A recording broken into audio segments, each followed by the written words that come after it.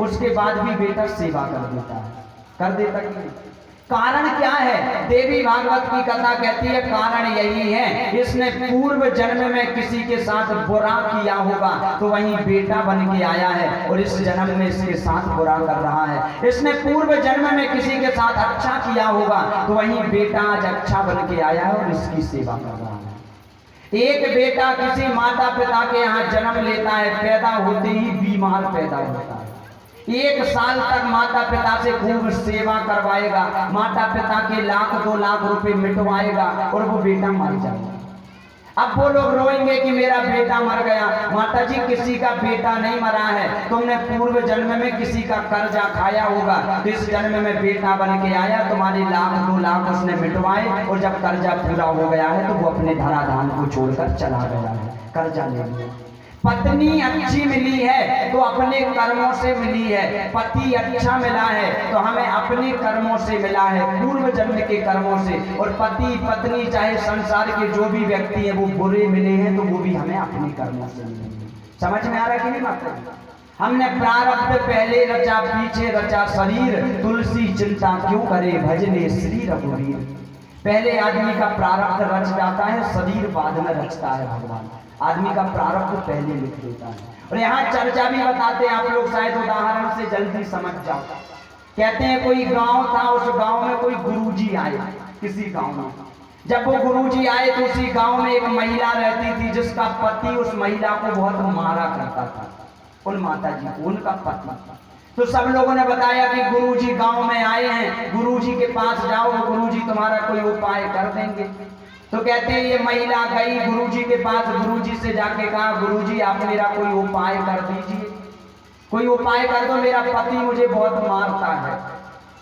गुरुजी ने कहा बेटा तुम्हारा पति तुम्हें मारता है, एक बात बताओ तुम्हें खाने के लिए देता है? इसने तुरंत कहा हाँ गुरुजी भले ही मारता है, खराब है, लेकिन खाने पीने से नहीं रोकता है, खाने को तो देता है। गुरुजी ने कहा जाओ घर।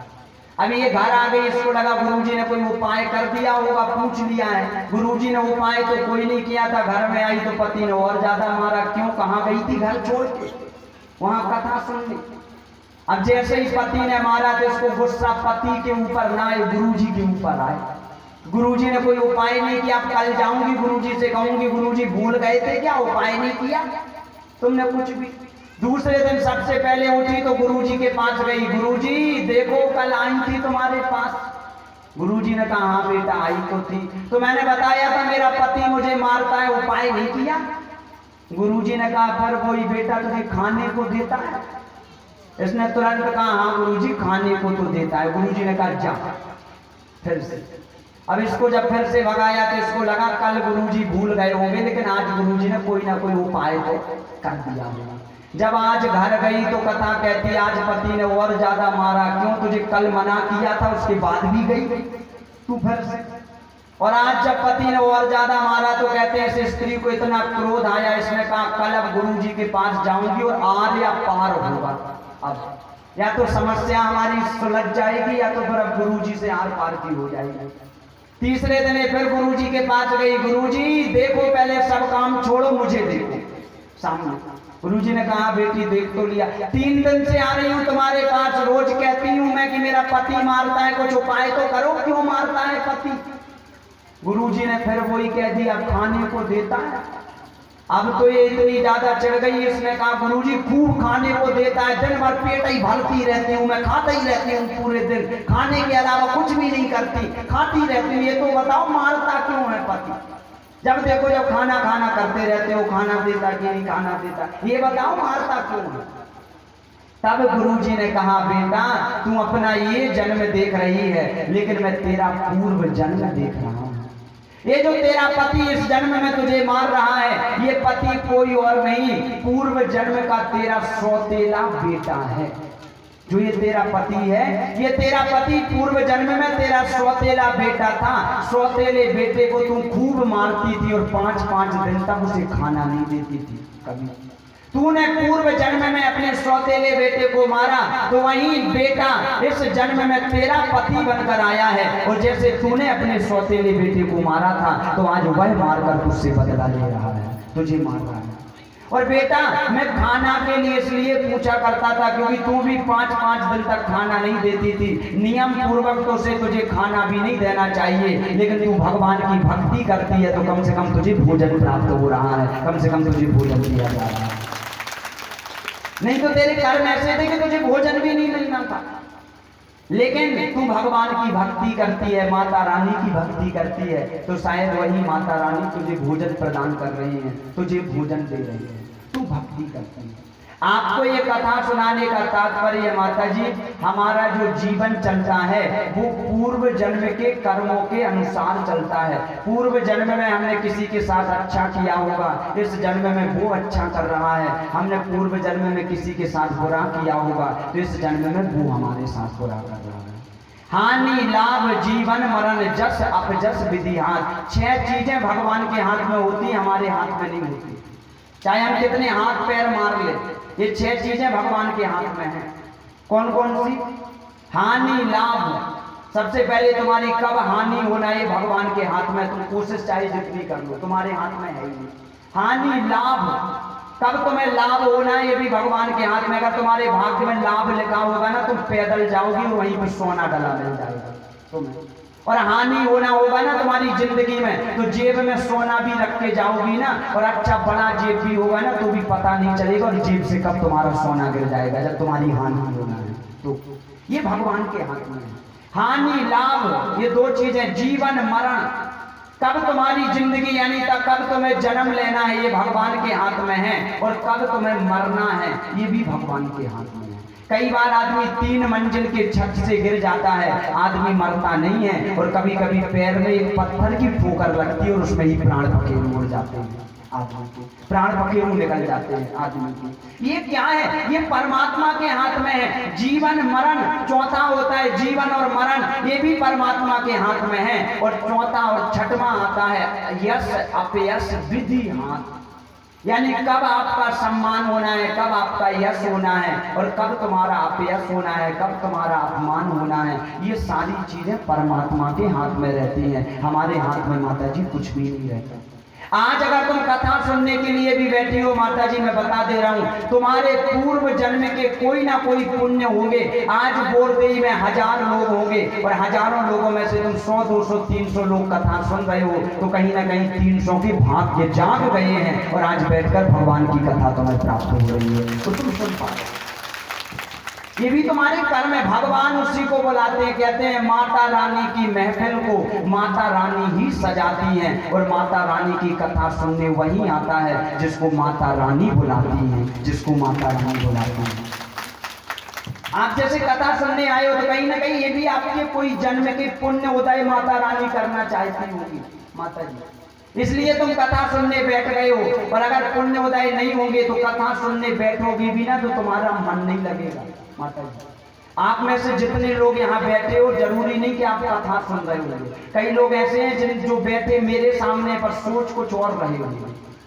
आप में से जरूरी नहीं इतने लोग बैठे हो तुम सब कथा सुन रहे होगे, कुछ कुछ सोच रहा होगा, किसी को घर याद आ रहा होगा, किसी को याद आ रहा होगा वो मैं दूध रख के आई थी घर में, बहू देख रही कि नहीं तो बिल्ली पी जाएगा घर का दूध, वो याद आ रहा होगा, हो सकता है। लिखा है कथा में मन भी उसी व्यक्ति का लगता है जिसका माता रानी कल्याण कराना चाहती हैं, और जिसका कल्याण नहीं कराना चाहती वो कथा में आकर बैठ भी जाएगा तो यहाँ बैठ के भी उसको नींद आ जाएगी, नहीं तो पड़ोसन से बातें करने में ही पूरा समय उसका निकल जाएगा, पूरा समय वो बर्बाद कर देगा। पड़ोसन से इतनी बात करेगा समय खराब, क्यों? क्योंकि इसके भाग्य नहीं जगे। जब तक भाग्य नहीं जगेंगे जब तक तुम्हें भगवान की कथा भी नहीं मिल सकती। ये भी मिल रही है तुम्हारे भाग्य से मिल रही है। कहते हैं कोई व्यक्ति एक कथा करवा रहा था, कथा में कलश यात्रा हुई तो किसी बच्चे ने बाजू में आके ऐसा बम चलाया कि उसके कान में सुनाई देना ही बंद हो गया। जब उसके भाग्य में नहीं थी तब कलश यात्रा हुई, ऐसा बम बाजू में बच्चे ने चलाया, कान में सुनाई देना बंद हो गया। बेचारा 7 दिन तक पंडित जी के सामने बैठा रहा पर सुनने कुछ नहीं मिला 7 दिन। और 7 दिन बाद जब भागवत जी पूरी हो गई तो विदाई हो रही थी, विदाई में भी बम पटाखे से विदाई करते एक बच्चा बाजू में आया और फिर बम चलाया तो कान में फिर सुनाई देना शुरू हो गया और वो सुनने लगा फिर से। क्यों? क्योंकि भाग्य में कथा नहीं थी, 7 दिन गुजर गई, सुन नहीं पाया। माता जी ये भी भाग्य है। लिखा है भाग्योदयेन बहुजन्म समर्जितेन सत्संग मम चलते पुरुषो यदावै अज्ञान हेतु कृत मोह मदांधकारा नाशम विधा यही तदोदयते विवेका। लिखा है व्यक्ति के एक जन्म नहीं 7 जन्म के जब पुण्य उदय होते हैं तब भगवान की कथा सुनने को प्राप्त होती है, तब भगवान की कथा आदमी को सुनने मिलती है। एक जन्म के नहीं अनेक जन्मों के जब पुण्य उदय होते हैं। आपकी भी पुण्य ये पूर्व जन्म है, और जैसा पूर्व जन्म में व्यक्ति करता है वैसे ही उसके साथ घटना करती है। वृत्तासुर को जब इंद्र ने मारा तो माँ भगवती के चरणों में त्वष्टा ऋषि गए, जाकर कहा कि वृत्तासुर को इंद्र ने मार दिया है। माँ भगवती ने कहा मेरे यज्ञ से वृत्तासुर प्रकट हुआ था, इस इंद्र ने मारा है, मैं जाकर इंद्र का वध कर दूंगी।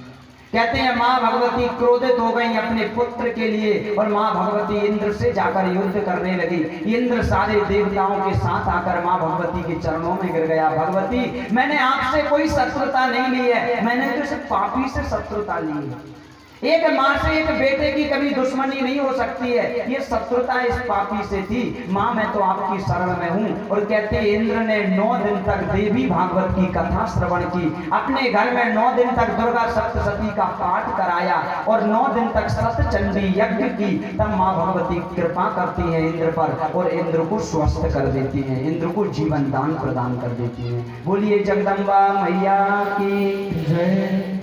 सोनकादि ऋषि प्रश्न कर देते हैं गुरुजी आपने कल राम जन्म की कथा सुनाई थी कि राम जी का जन्म हुआ है और राम जी का जन्म माँ भगवती की कृपा से हुआ है, दशरथ जी ने भगवती का यज्ञ किया है। आप कह रहे थे उन राम जी का विवाह भी हुआ है तो माता सीता ने भगवती की स्तुति की थी। माता सीता ने भगवती की स्तुति करके राम जी को कैसे पाया था ये चर्चा हमें सुनाइए। राम जी के विवाह की चर्चा हम सुनना चाहते हैं। तब श्री सूत जी महाराज उनको कहते हैं सोनकादि ऋषि सभी ध्यान से सुनो।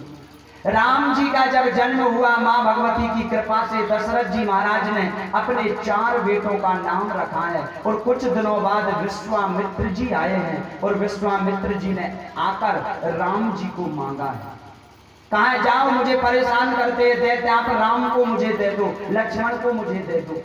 दशरथ जी ने कहा 4 सुत मोहि प्राण की नाई, राम देत नहीं बनत गोसाई। 4 सुत मुझे प्राण जैसे प्रिय हैं लेकिन विश्वामित्र जी मैं आपको राम जी को नहीं दे सकता। अब माता जी यहाँ संत जन बहुत अच्छा भाव देते हैं इस चौपाई में। दशरथ जी ऐसा क्यों कह रहे हैं कि 4 सुत मोहि प्राण की नाई पर राम देत नहीं बनत गोसाई। भाई 4 सुत मुझे प्यारे हैं पर मैं राम नहीं दे सकता।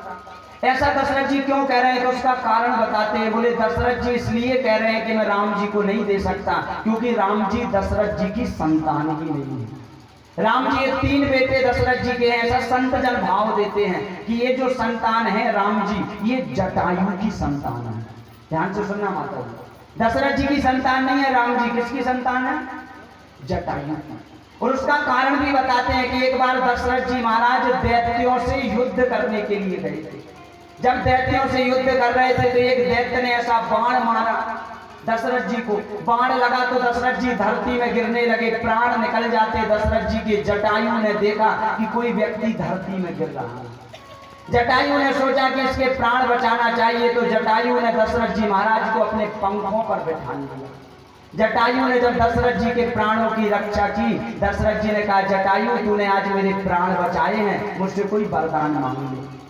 जटायु ने कहा, दशरथ जी भगवान का दिया सब कुछ है, आपसे क्या मांगूं, फिर भी अगर देना चाहते हो तो मेरा कोई बेटा नहीं है, आप मुझे बेटा